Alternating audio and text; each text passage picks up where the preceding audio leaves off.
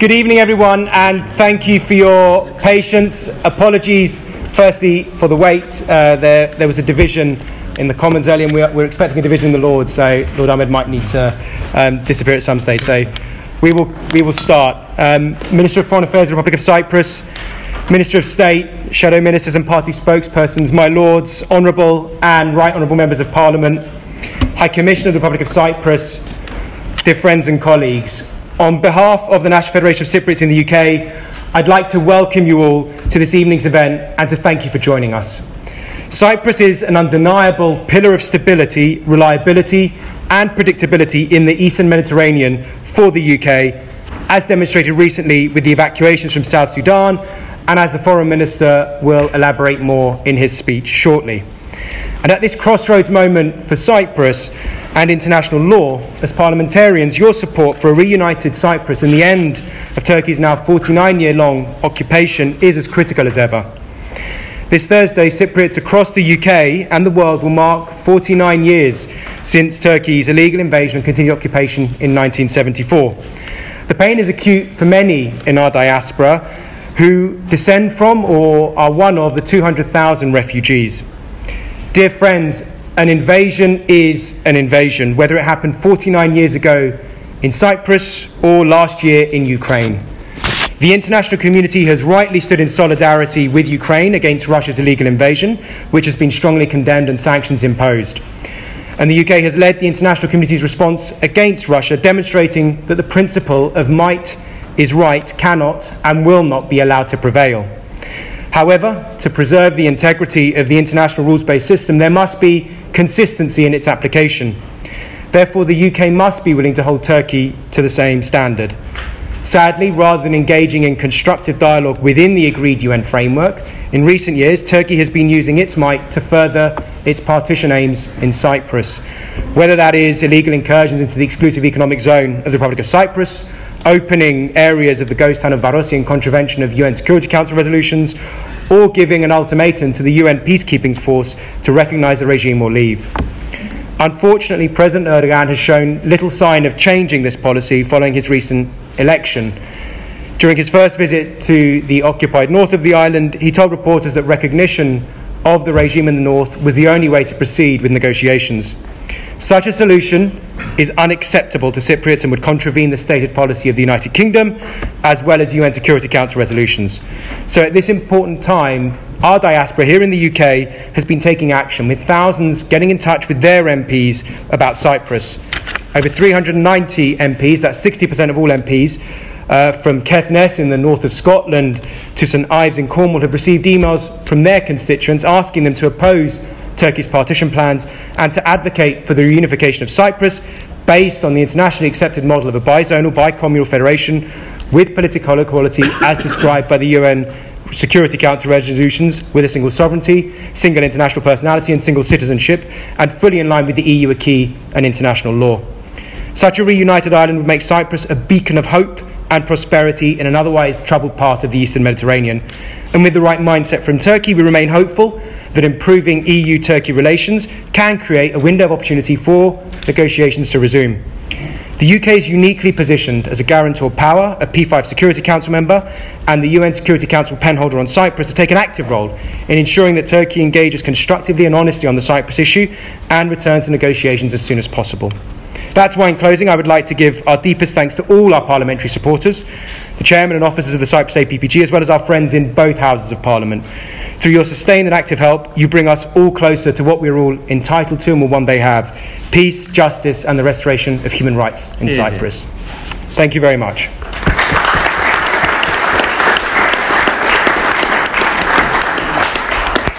So Roger Gale, the chair of the All-Party Group, is currently chairing the adjournment that's wrapping up, and he will come when he finishes.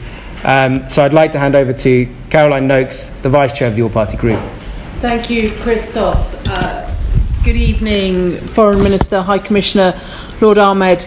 Ladies and gentlemen, it's always a pleasure to be at this event, although this year I find myself unexpectedly in the chair, but Sir Roger will be with us soon. On behalf of the all-party parliamentary group, I would like to welcome the Foreign Minister of Cyprus and indeed our parliamentary friends and all of you from the community to this evening's joint annual event with the National Federation of Cypriots in the UK. For us on the APPG, Cyprus is most definitely not a party political issue. You have strong friends and supporters from across the House. Cyprus and the UK have always enjoyed strong and indeed historic ties of friendship, and Cyprus has always proven itself to be a reliable, strategic and of course defence ally for the UK. Through the APPG we continually work to strengthen those ties, and this year alone I've been delighted to meet former President Anastasiadis and the President of the House of Representatives, Anita Dimitriou, to discuss how we can continue to deepen these ties. I know that for many Cypriots this is a very difficult time of year, one with memories of the invasion coming to the forefront. Let me reassure you that as an APPG we are clear. The only acceptable solution is one that is based on the agreed UN framework, namely a bizonal, bicommunal federation. And as a 21st century state, a reunited Cyprus does not need third-party guarantees. Next year marks 50 years since the invasion, so negotiations must resume as quickly as possible within the agreed UN framework, and that is our message from across this House of Commons. We will do whatever we can to support this effort. In closing, it would be very wrong of me not to pay tribute to the Secretariat of the APPG. Christos is an absolute tower of strength and support, and the National Federation of Cypriots in the UK work incredibly hard to convey your message and make sure that you have parliamentary allies both in the Commons and the Lords and from every single political party. So it falls to me to introduce Foreign Minister Kombos, who is going to speak to us this evening.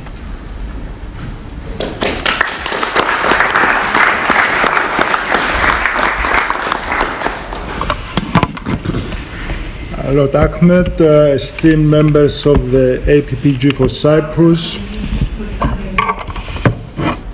I'll do it again then. Lord Ahmed, esteemed members of the APPG for Cyprus, honourable members of Parliament, distinguished guests, and more importantly, friends of Cyprus. It's a great honour to be here with you this evening, and I would like to thank the National Federation of Cypriots in the UK for hosting this event and for giving me the opportunity to present our foreign policy approach. In my intervention, I will focus on 4 topics. Firstly, on Cyprus' role as a bridge between the MENA region and the European Union. Secondly, on regional challenges. Thirdly, on energy as a tool for further enhancing cooperation, and lastly, on the Cyprus issue. My conclusion would be that in a world full of geopolitical challenges and in a neighborhood full of complexities, Cyprus remains a pillar of stability, a reliable ally that acts simultaneously as a connecting point and a facilitator of dialogue and cooperation. The combined outcome is that Cyprus' role generates multiple benefits for all involved parties and beyond. The objective is for our foreign policy fingerprint to exceed our size. And we are not monothematic, but we are clearly guided by the Cyprus issue. I will start by setting the framework. Cyprus' foreign policy focuses on seizing the island's comparative advantages, and these are its geographic location, the membership of the European Union, and of course, natural resources. All this in order to better promote our role as a regional actor and as a credible partner. Moreover, the overarching principle of our foreign policy approach is a firm commitment to international law and to the rules-based international order. This approach has been clearly demonstrated in the case of the Russian invasion of Ukraine, where the Republic of Cyprus has been fully aligned with the EU's policy and the sanction regime. We actively and unreservedly support the sovereignty and the territorial integrity of Ukraine.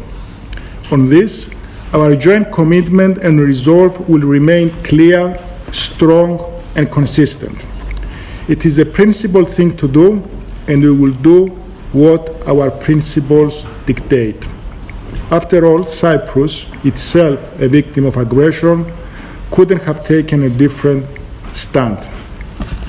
I now turn to Cyprus' role as a bridge between the MENA region and Europe. Our geographic position provides an advantage. It renders the island a bridge between that region and the European Union, and this has shaped and is shaping our foreign policy.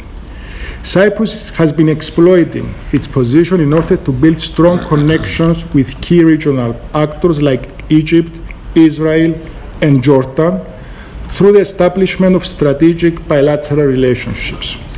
Moreover, Cyprus is involved in regional platforms either with EU member states, the MED9 formation, or with allies through the multilateral mechanisms and the 3+1 format.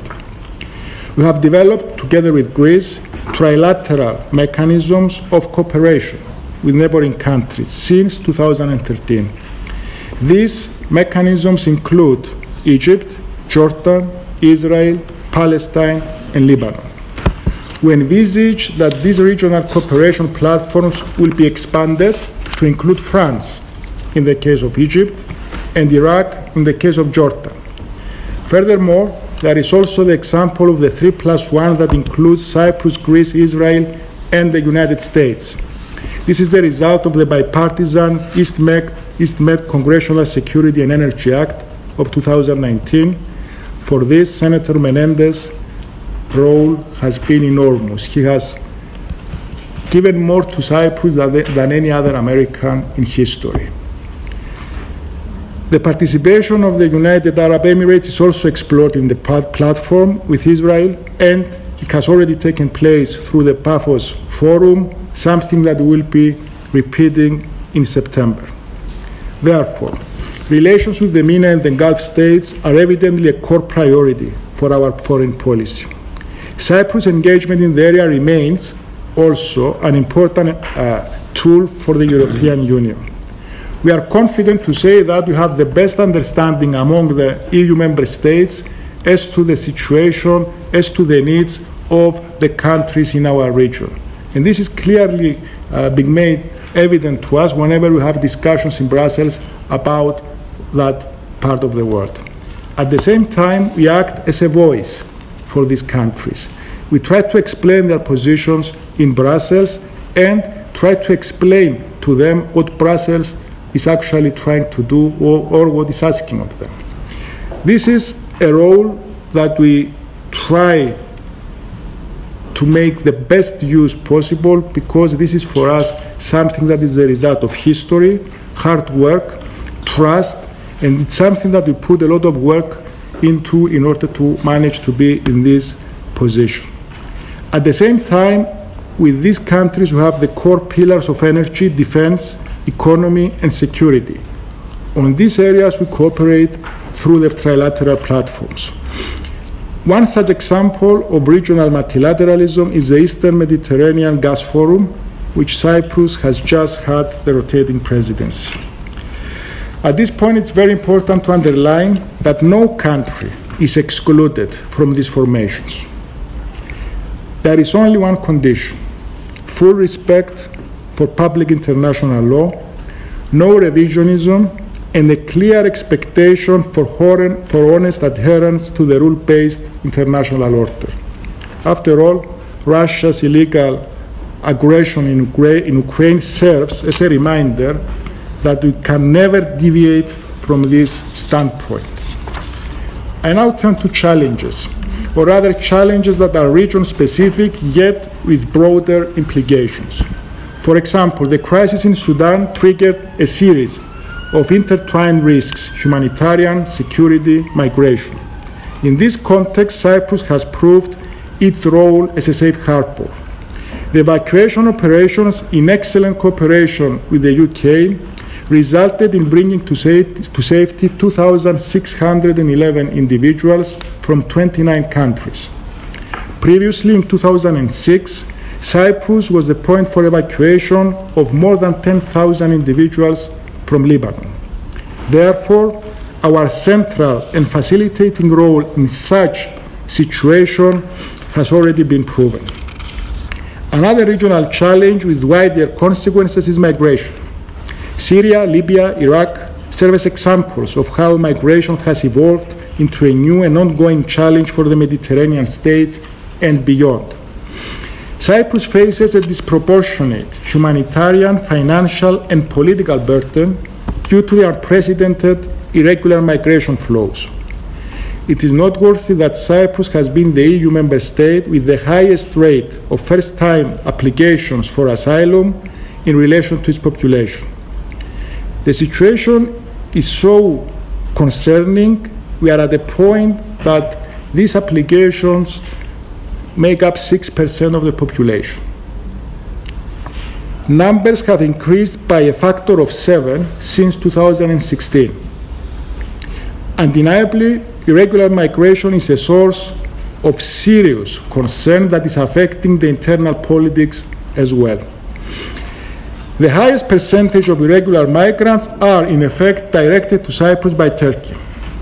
And this is what differentiates our case from the rest of the Mediterranean. Turkey's instrumentalization policy has an adverse impact on our national asylum system, and our reception capacity has been reaching its limits. It's indicative that for the first time, migration, as I said, is at the top of the internal political agenda. Now, let me make clear that Cyprus will always comply with its international obligations on providing assistance and a safe shelter to those individuals that are entitled to seek refuge in our country. The recent example with Ukrainian refugees clearly demonstrates this policy.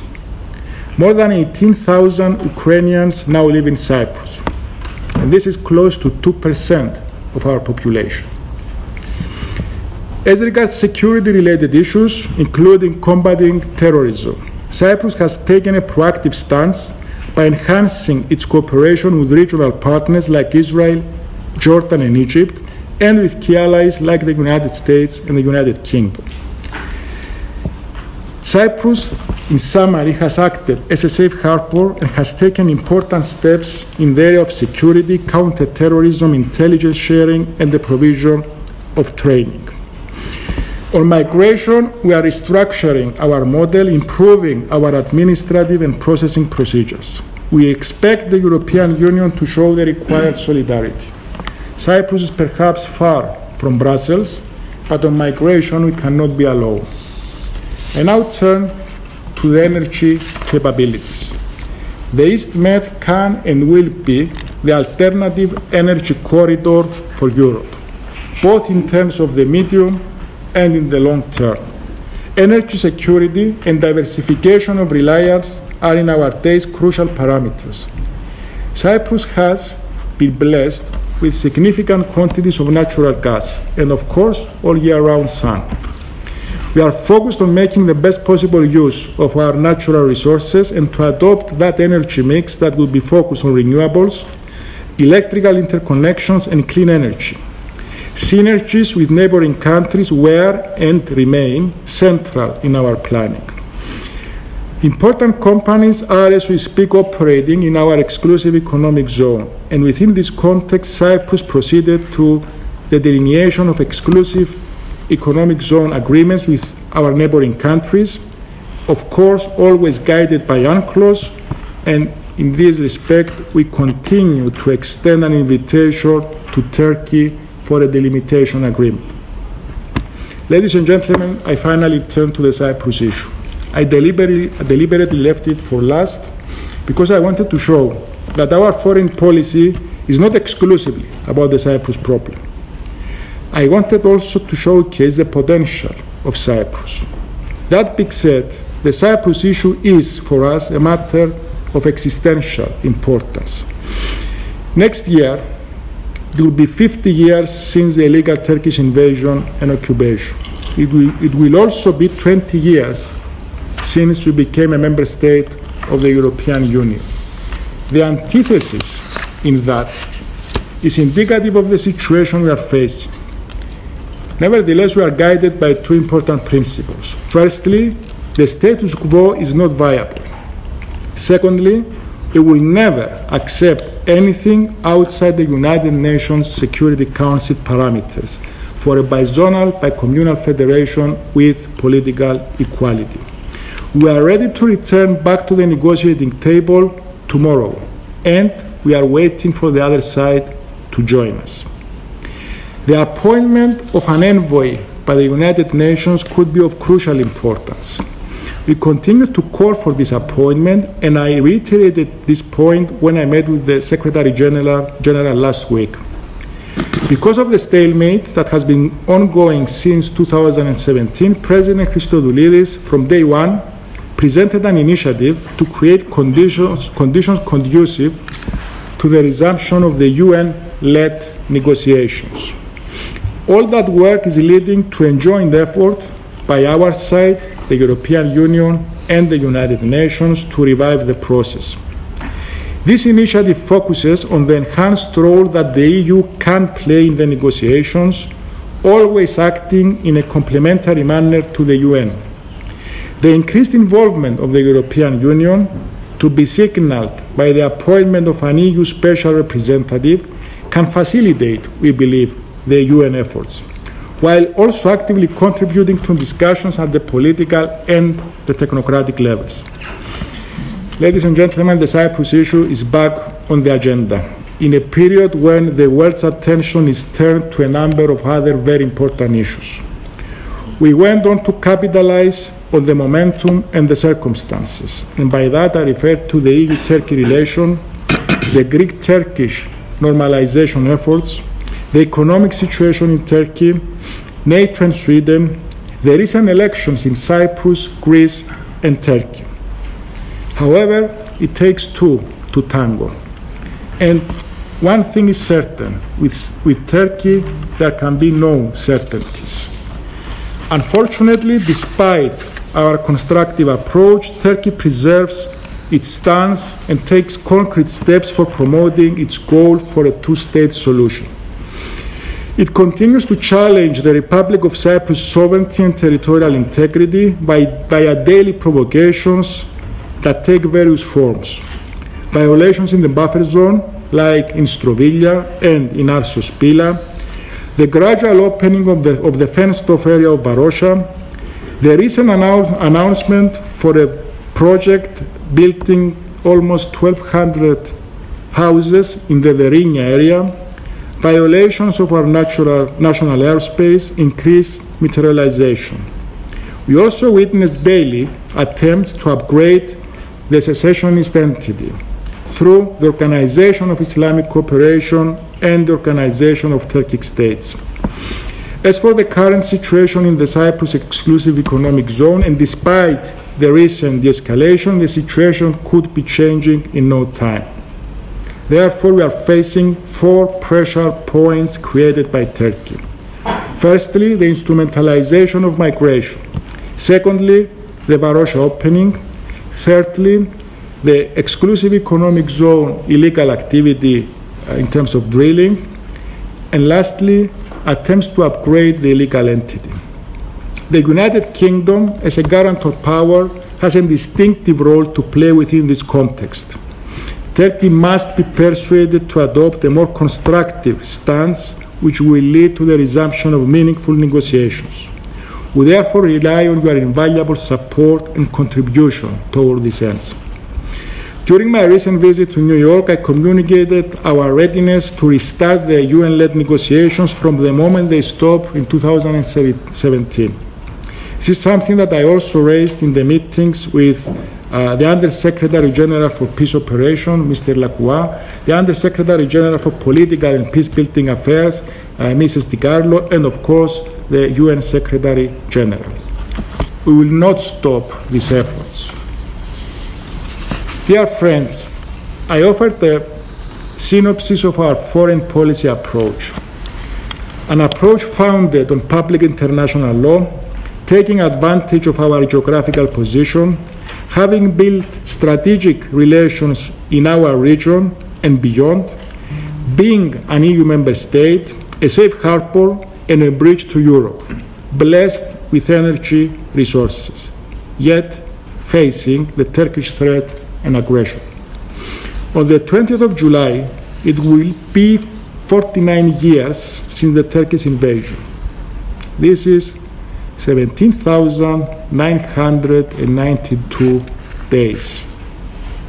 Nonetheless, our message is clear and loud. We will never stop trying to reunify our island, and we will never deviate from our principles and values. Thank you very much.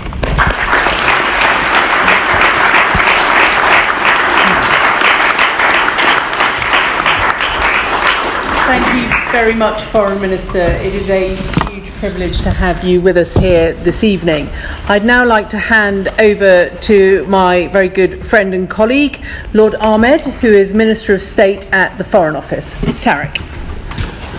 Thank you. Good evening and Kalispera. It's a pleasure to join you all this evening. Thanks to you, Christos, Caroline, thanks for your very warm introduction, and to the whole of the APPG for the work you do and for hosting us. And I think tonight's a testament with yet again a great turnout this evening. I'm delighted, of course, to be speaking alongside His Excellency Foreign Minister Kombos. You're both welcome back home, I would say, from your home, away from home. We know you know the United Kingdom well. We were just exchanging at the start of the meeting. We were both in New York together, so our paths didn't quite cross there, but I'm delighted we're meeting here in London this evening. And I'd like to begin, if I may, to just acknowledge the contribution of all of you. The Cypriot community in the United Kingdom is a vital part of what defines the enriched tapestry of the modern United Kingdom. And thank you for all you do to making our collective country the quite unique place it is. I understand heritage, I understand the importance of the value of heritage, and I think living, working examples, there are many in this room and beyond. And if I may, Foreign Minister, acknowledge the great contribution of the High Commissioner. We are very blessed to have Andreas here. He's played a sterling role over many years. We're still trying to work out to try and get our families together, and that probably shows how busy he is and I am. But he's been a stalwart in terms of support, and it's a real defining friendship that he's really taken forward with great progress. Thank you for all you do, High Commissioner, in taking this relationship to new heights. The UK-Cyprus relationship, as you said, Foreign Minister, is formed from a rich history of centuries of entwined heritage woven through the fabric of both nations, as I've already articulated, including the values we all share.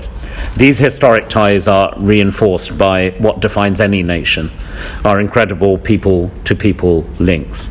I loved the description that you gave of the bridge to the Middle East and North Africa. As the Minister of State for our relations with the Middle East and North Africa, I'll be taking you up on that offer as well. Bridges are extremely important. But these historic ties are very much defined by our strong British Cypriot diaspora, over 300,000 people. And I'm glad to hear that as the travel industry continues to recover from the COVID-19 pandemic, UK visitors to the beautiful island of Cyprus have numbered over 1.2 million people over last year. But it's also a high-functioning modern relationship, as you've said, Foreign Minister, which has evolved with the world around it.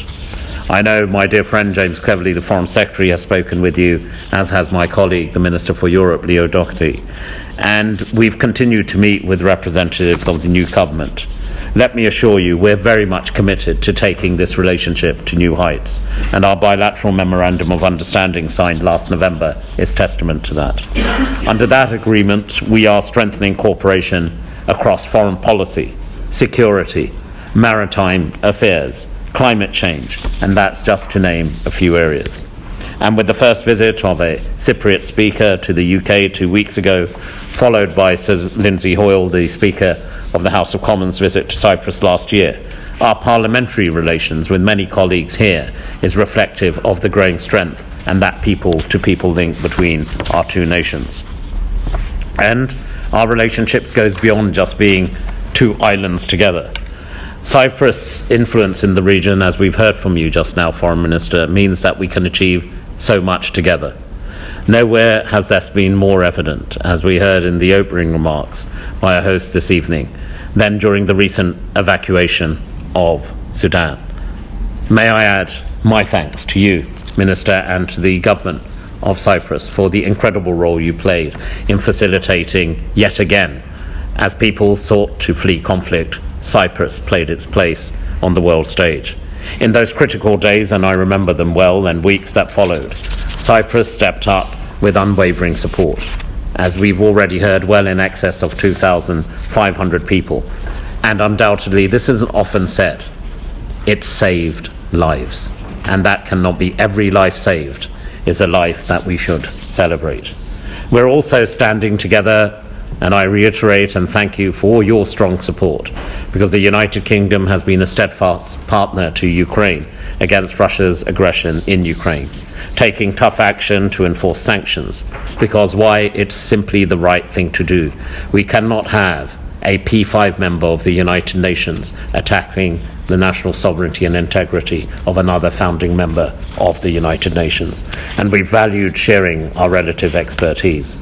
And of course, and the High Commissioner knows this all too well, I think the Commonwealth follows me around as a brief. I spent 5 years as Minister of State for the Commonwealth, and after a recent departure from the government, I am the Minister for the Commonwealth again, and I'm a great believer in the Commonwealth, an enriched family of which we two island nations are a crucial part, a family with influence far beyond the shores of the Mediterranean and Europe, upholding shared interests from human rights and environmental action to the promotion of democracy around the world. Cyprus, if I may say, has been an outstanding partner and friend on all things. When we look at Cyprus' leadership on sustainable aquaculture, championing it within the Commonwealth's Blue Charter. Of course, our friendship is not only built on diplomatic agreements and historic ties, but on the foundation of a real shared vision for the future, for the region and the world. And that friendship and vision are in part why the UK remains dedicated to finding a just and lasting Cyprus settlement. Let me assure you, Foreign Minister, as the Minister also for the United Nations, I'm acutely aware of the important role the UN must and continue to play. I'm also someone who is responsible for peace building, and I follow closely the UK's support to the UN peacekeeping force on Cyprus. You will, I'm sure, be aware that we're one of the largest contributors in this respect. The mission, in our view, is essential to safeguard peace, to safeguard stability and security, fundamentals necessary for any future settlement. But I also know that the need for peacekeepers, that nearly 50 years of division of that island, the displacement and loss of property remains a source of immense pain for many, including many in this room and their families. I would like to reassure you, Foreign Minister, and indeed everyone here, from Cyprus, the British Cypriot community, that as my ministerial colleagues have already reassured you and the President, that the UK stands ready to support a renewed effort to reach a settlement. And I know the High Commissioner, in a recent conversation we had, updated me of these renewed proposals and efforts as well. We do believe, to state what we've done so before, that the best way is in line with UN parameters, as you've said. We are at one of a bizonal, bi-communal federation, and we believe that such a settlement would create a brighter, more stable and secure future for Cyprus, and importantly for the region as a whole. To conclude my brief remarks, if I may, we are meeting today because we are partners. We are meeting today because we are friends. And we are meeting today to define and take our bilateral relationship to new heights and new strengths. Your being here, Foreign Minister, is testament that so early in your tenure, you're engaging directly with the United Kingdom, and I know how much James very much enjoyed your conversation, because it was candid, it was frank, and it was looking to the future. Your presence here tonight shows the strength of our people-to-people links. This room defines the strength of our people-to-people links. Our partnerships are vital to our shared vision of a settled and peaceful and prosperous Cyprus, and we stand with you in pursuit of that ambition. Why? It is good for Cyprus. It is good for Europe. It is good for the region, and it is good for the world. It is good for us as close partners to continue working on this. But as you said, it is not one issue, but many. And in this regard, we are proud to regard Cyprus not just as a vital partner, but as a very valued friend. Thank you so much.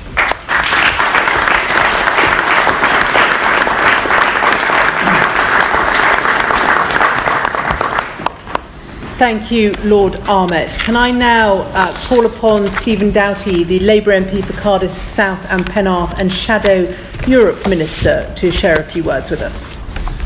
Well, thank you very much, Caroline, and it's a pleasure to join you again, Foreign Minister. It's a pleasure to meet with you a short while ago and have an extensive discussion, which I really welcomed, and also, High Commissioner, to see you here as well, and again echo the remarks of Tarek in saying what an excellent job you do in making Cyprus's relationship here so strong, and the way that you keep us constantly updated and informed. And Christos, thank you to you and the work of the Federation and all of you in this room for the role that you play in communities up and down the United Kingdom. You will know from those of you who've heard me speak at events like this before that the Cypriot community also plays a crucial part in my own constituency of Cardiff South and Penarth, and has done for well over hundreds of years. We have the Greek Orthodox Church in the heart of my own community in Butte Town, just a short distance from where I live.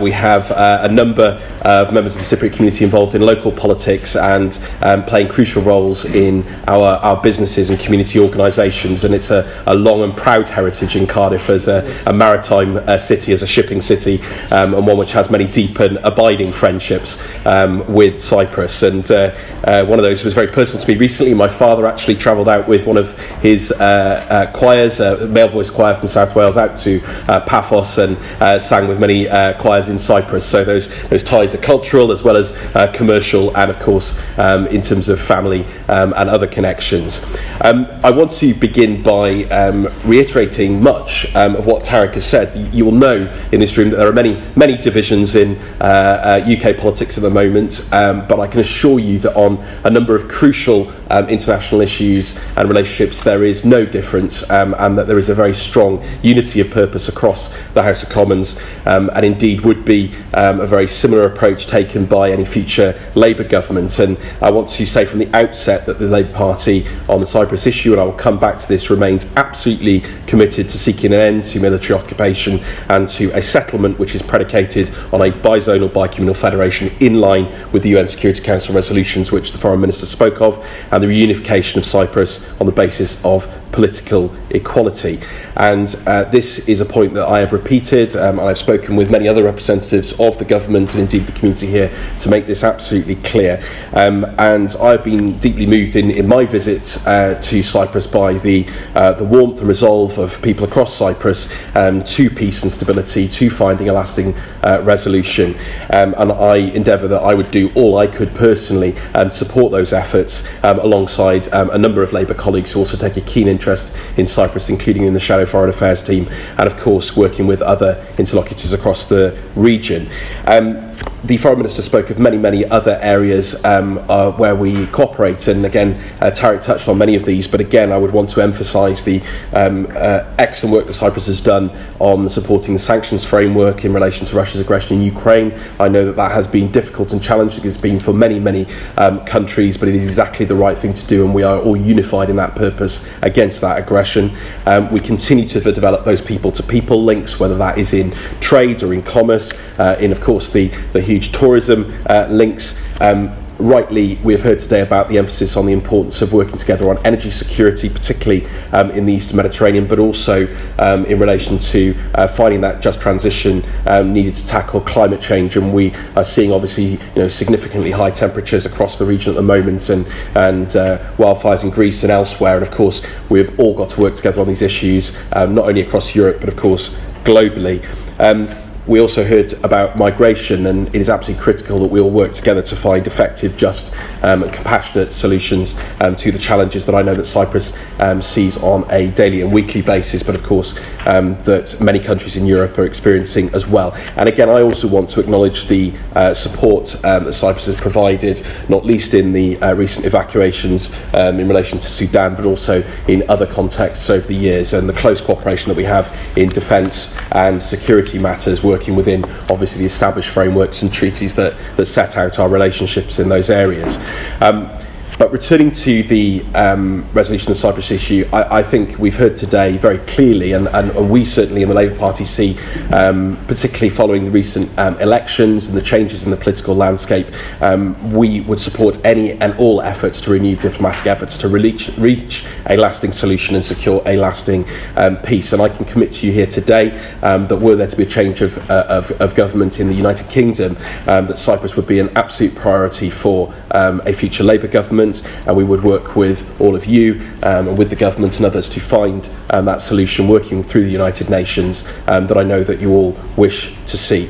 We would also robustly oppose any attempts to heighten tensions or accentuate divisions, and I myself have personally seen the terrible situation in Famagusta, and I've seen Varosha, and I've seen attempts to raise tensions and the huge unresolved and tragic issues there, and of course in other communities across Cyprus. And you know, we need to find ways forward of peace and of settlement, not indulge in any efforts that would seek to heighten tensions in the island. And I know from meeting particularly young people in Cyprus the appetite there is for a just and lasting solution that sees a unified Cyprus and an end to occupation.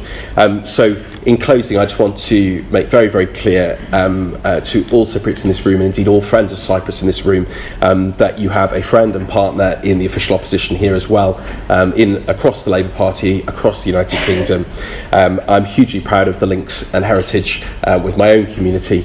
I hope to visit Cyprus again soon. I will look forward to working with Foreign Minister and his colleagues in government in whatever we can do as an opposition, and of course in any future government. But it's a pleasure to be with you here today, and thank you all for your contributions.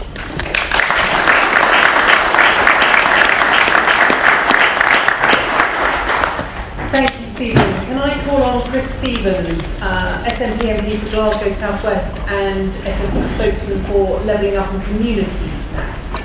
Well, thanks very much, Caroline, Foreign Minister and Commissioner. Welcome here. I want to pay a particular thanks to Christos, who is the Secretariat of the APPG in Cyprus. Christos met us recently in Glasgow along with Councillor Rosa Sally here, who's a councillor in Glasgow, who's in London this week, where we spoke about many of these issues along with a delegation from Cyprus. So I thank you for that, Christos, and keeping us in touch with what's going on.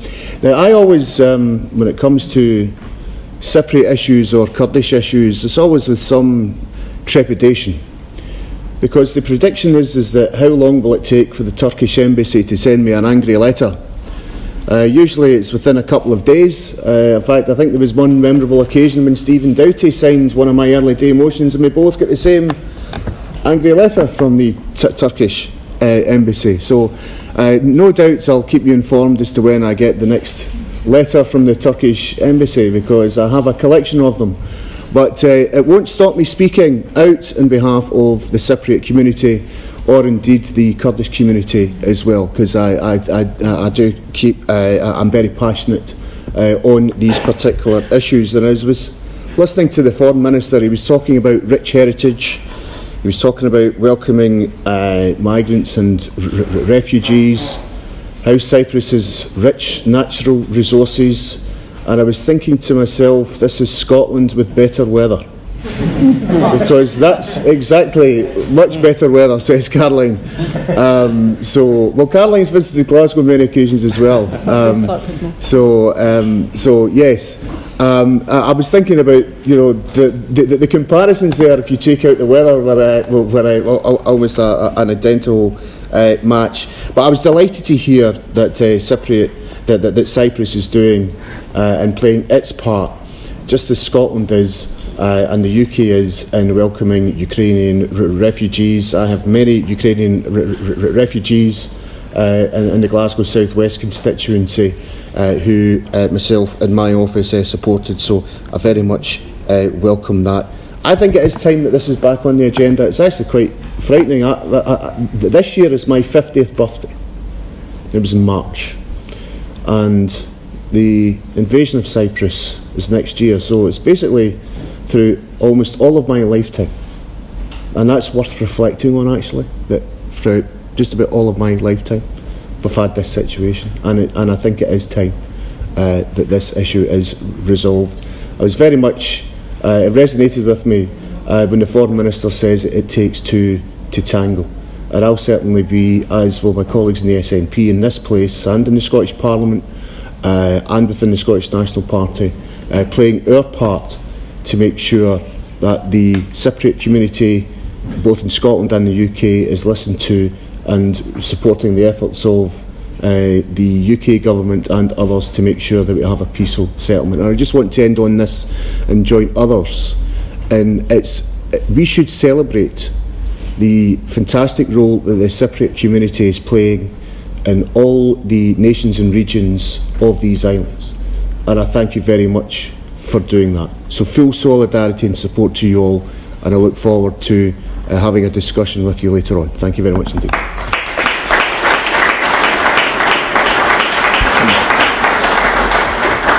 Thank you, Chris. Now I'm going to look for a volunteer for musical chairs. It looks like I've already found one. So we now have Wendy Chamberlain, who is the Lib Dem Chief Whip. That makes her very powerful and slightly scary. An MP for North East Fife.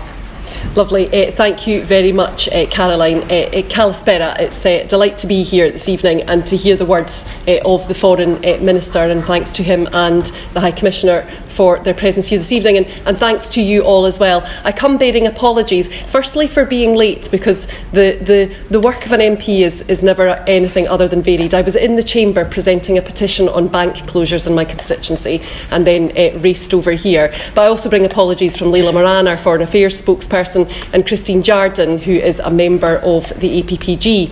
And it's great to be here celebrating the UK's close ties with Cyprus and the immense contribution of the Cypriot community here in the UK. You just need to look around the room to see it, and I'm looking forward to having the opportunity, once the remarks have concluded, to engage with some of you.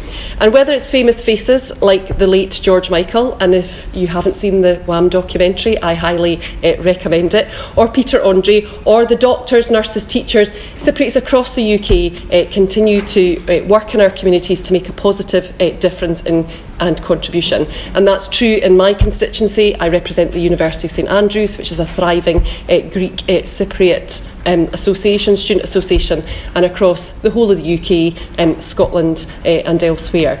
And I think what is lovely to be here at this event is to be here and speaking very positively from a cross-party basis, and it's great to have the opportunity to make basically make the same case from a Liberal Democrat perspective. We will continue to stand up for the Cypriot community in the UK and to promote UK-Cyprus relations wherever we can. And we've continued to do that in Parliament in this last year. My colleagues Lord Wallace of Saltire and Lord Purvis in the other place in the House of Lords pressed the government on the importance of consulting the government of Cyprus on references to the sovereign base areas in the recent National Security Bill that is now Act. And as we approach 50 years, Chris, I'm a wee bit younger than you, I have to say, if you didn't know that. But, you know, that means that for the whole of my lifetime, we have experienced, or you have experienced, excuse me, the situation in Cyprus following on from the events of 1974. And it is important that we see a just and sustainable resolution to something that has caused misery for so many years. Thank you very much, Caroline. Not so scary now. We continue to believe that Cyprus will best succeed as an independent and reunited state in line with UN Security Council resolution and high-level agreements on the basis of reconciliation and equality for the fundamental rights of both communities. We will continue to support an agreement on the reunification of Cyprus in line with international law, which respects fundamental rights. And we support, like the other parties here, the internationally recommended model of a bi-zonal, bi-communal federation with a federal government with a single international sovereignty and citizenship. I know that is so important to all of you here this evening. And we do believe it is incumbent upon the UK to support the UN Special Representative in his work, should the opportunity present itself for new negotiations to take place. So thank you, before I expire, thank you again, Foreign Minister, for your speech. I think it's really important that we hear all the different perspectives of your work, to the APPG and the National Federation for hosting this evening's event, and to you all for coming here. Thank you so much.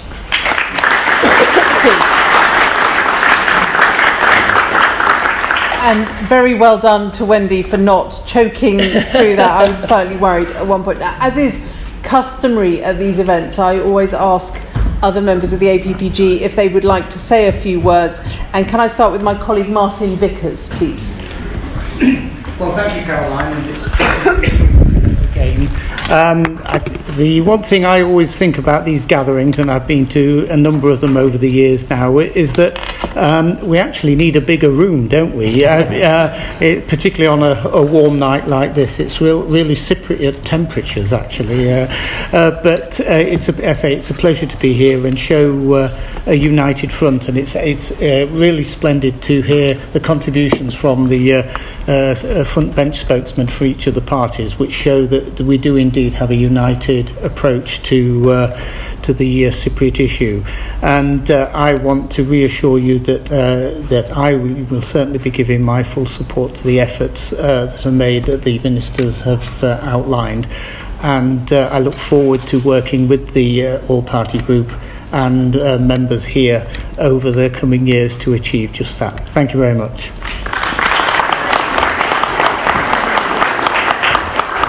Thank you, Martin. And now Cheryl Murray, who has been a long-standing member of the APPG. Thank you very much, Caroline, and welcome, Foreign Minister. It's an honour to have you here today to address the APPG. Cyprus is very similar to my constituency, and I've visited Cyprus quite a few times now. I visited the UN base where we attended a remembrance service, and I met one of my constituents, believe it or not. I've also met with a former colleague on the Armed Forces Parliamentary Scheme when she was the commanding officer of the RAF base in Akrotira. I've holidayed there with my husband, who's at the back of the room, in Limassol, and I have to say, one of the things that I think you all dream of is that people listen to the people of Cyprus rather than the two nations, Turkey and Greece. Because if we left it to the people of Cyprus to resolve the problem, then the people of Cyprus would come together and do it, because you have more in common than divides you. And I firmly believe that you will find a resolution to this situation that you find yourselves in, and I hope that we will see that sooner rather than later. Thank you very much.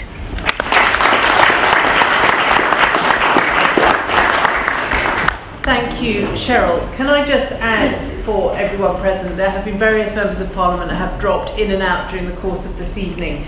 We've seen Fabian Hamilton, the Shadow Minister for Peace and Disarmament, Mike Wood, who is a government whip, indeed my government whip, that makes him even more scary than Wendy. Can I pay a particular tribute to my colleague Mark Jenkinson, who I was privileged to visit Cyprus with a couple of years ago now, who has made the microphones work for us this evening. We owe him a huge debt, and to Imran Hussain, who was also here earlier on in the meeting. We have had apologies this evening from both Bambos Charalambos and Teresa Villiers. Both of them will be very well known to all of you in the room. They are long-standing members of the APPG. They are firm friends of Cyprus. And I believe that Christos has a short statement from each of them. I do. Thank you, Caroline. So, Teresa Villi has asked me to read out the following. I'm delighted to send my best wishes to the annual parliamentary event for Cyprus hosted by the APPG and the National Federation of Cypriots in the UK. I'm sorry that I cannot be with you tonight, but I remain steadfast in my support for your campaign for a free and united Cyprus. I will always support your efforts to achieve a negotiated settlement to reunite the island on the basis of a federal state with a single international personality and a single citizenship, with its territorial integrity safeguarded. I've been clear that third country guarantees or rights to military intervention have no place in any future settlement. I will always speak up for the right of Cyprus to control its own exclusive economic zone, and I will always promote close links of friendship and commerce between Cyprus and the UK. Thank you for all your help and support I've received from the British Cypriot community in my 24 years in elected office. That's from Teresa. From Bambos, it is now 49 years since Turkey's invasion of Cyprus. With the elections in Cyprus and Turkey now over, it is imperative that the international community gets behind initiatives such as the 3+1 alliance to help bring peace and stability to the Eastern Mediterranean and help kickstart talks that will lead to a bi-zonal, bi-communal federation of a free and united Cyprus. We need negotiations to commence from where they left off in Crans-Montana in 2017, and it must be made clear to Turkey that talk of partition will never be tolerated. The UK, with its strong historic ties to Cyprus, also needs to play a big role in making this happen. We need to look forward to the future with hope and peace so that by next year we will be talking about positive progress and not commemorating another bitter failure of diplomacy. From Bambos and Teresa. Thank you very much, Christos. I have to say, I have witnessed in this place many times some impeccable timing. Tonight has perhaps surpassed all others. And can I thank all of our speakers for their contributions, and now very neatly hand over to Sir Roger Gale, Chair of the APPG, who has just arrived from his duties in the Chamber and will close this evening's meeting.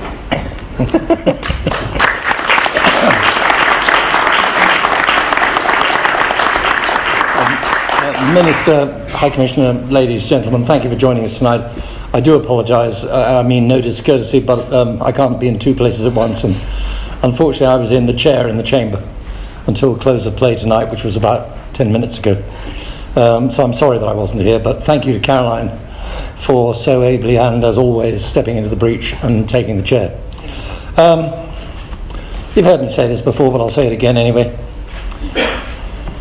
I was for 5 years the leader of the parliamentary delegation to the Parliamentary Assembly of our Parliamentary Assembly, delegation to the Parliamentary Assembly of the Council of Europe.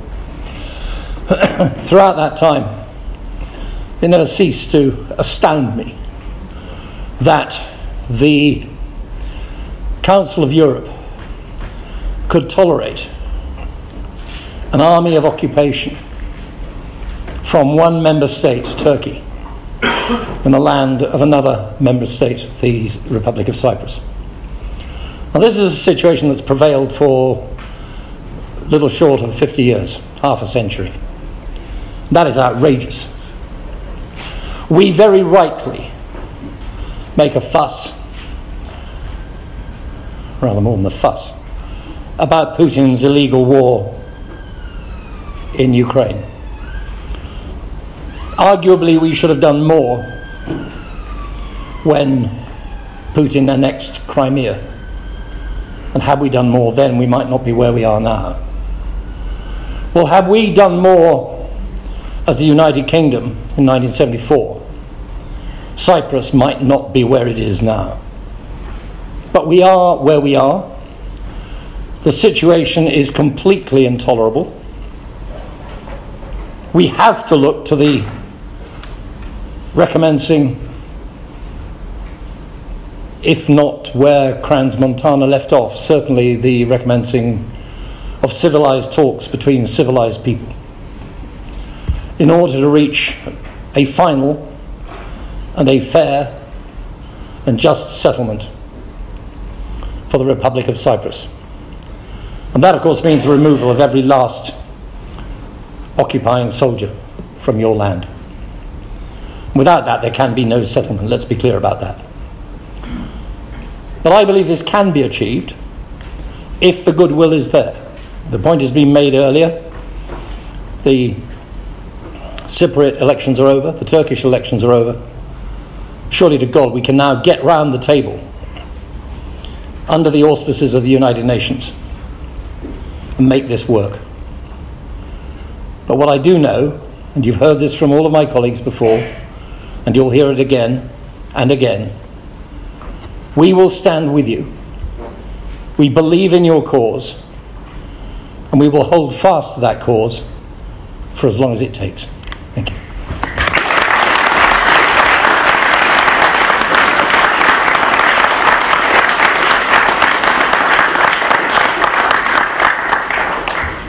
Thank you, Sir Roger. And can I just finally conclude with saying thank you very much to the Foreign Minister and indeed to Lord Ahmed for their contributions this evening. And I'm sure many of you will wish to hang around and talk to us MPs for a while yet. Thank you very much.